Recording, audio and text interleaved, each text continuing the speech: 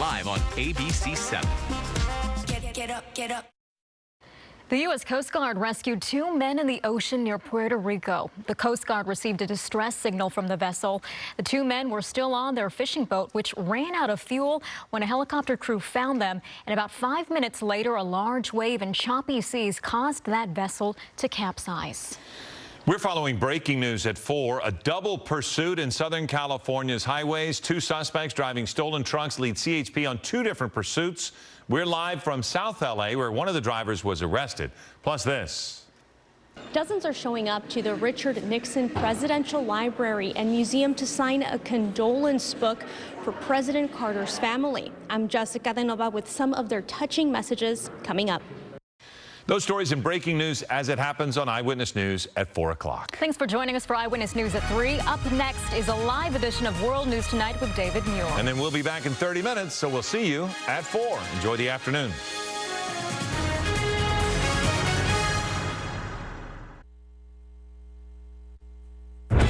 Tonight, tributes pour in from around the world for Jimmy Carter, America's 39th president who died this weekend at the age of 100. The state honors planned for the Capitol and the National Day of Mourning, and the breaking news of a major hack at the U.S. Treasury. First, what we're learning about the events to honor Jimmy Carter, the plans for him to lie in state at the Capitol, President Biden remembering Carter as a dear friend, now set to deliver his eulogy, former presidents and world leaders honoring Carter for his humanity, mourners placing flowers at the Carter Center and his home in Plains, Georgia, his legacy cemented by his 4 decades of service after his presidency, working to eradicate disease and poverty. Steve Osunsami with the latest from Georgia.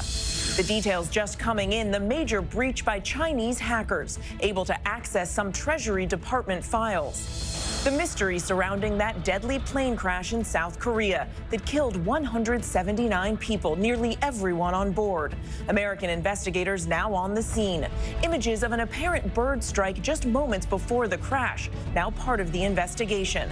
What we're learning about the 737's final minutes. One of the 2 survivors speaking out about what he remembers. Britt Clennett from South Korea. Dangerous cross-country storms as the South recovers from a deadly tornado outbreak.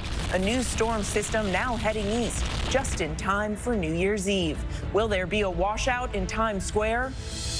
The new FBI warning after a series of burglaries of well-known athletes. The latest at the home of a basketball star. What the NBA and the NFL are telling players they should do. One day ahead of New Year's Eve, the tremendous security already in place. How recent events like the attack on the German market are impacting plans as 1 million people prepare to gather in Times Square for the iconic ball drop. Aaron Katersky with late reporting. Remembering Linda Lavin, the Tony Award-winning actress who also made millions laugh in the classic 70s sitcom Alice. And the thousands of lives around the world touched by former President Jimmy Carter, including one unforgettable moment. From ABC News World Headquarters in New York, this is World News Tonight with David Muir.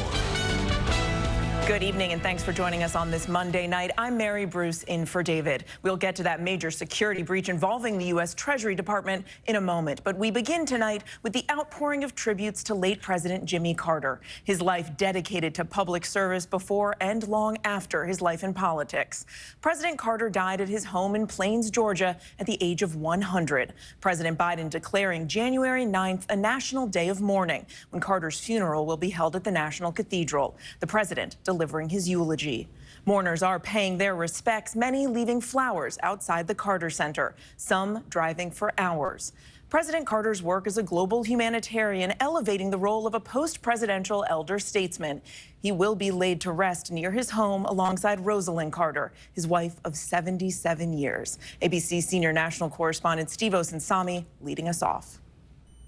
At the top of buildings across America and across the world, there are lowered flags tonight paying the greatest respects to Jimmy Carter, the humanitarian, the statesman, the president.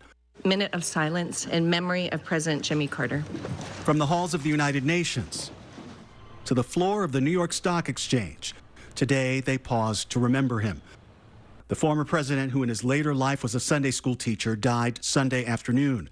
surrounded by his family in his hometown of Plains.